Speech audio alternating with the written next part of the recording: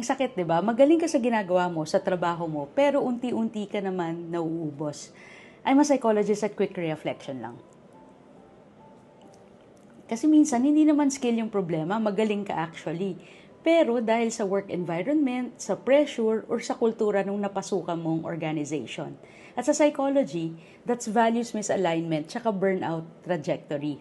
Pwede ka mag-excel sa isang role, pero hindi naman nagno-nourish sa iyo, no? Especially, if merong high stress or people-pleasing tendencies. Pero being capable doesn't mean the job is healthy for you, no? Burnout happens fastest to the most hardworking and most caring employee, no?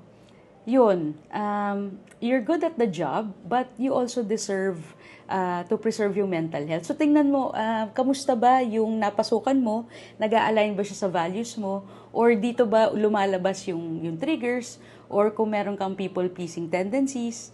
So, yun, ano sa trabaho mo, sa kultura, or sa values na may misalignment, no? Yun, share mo lang yung comments mo dito, no? At pag-usapan natin yung mga workplaces.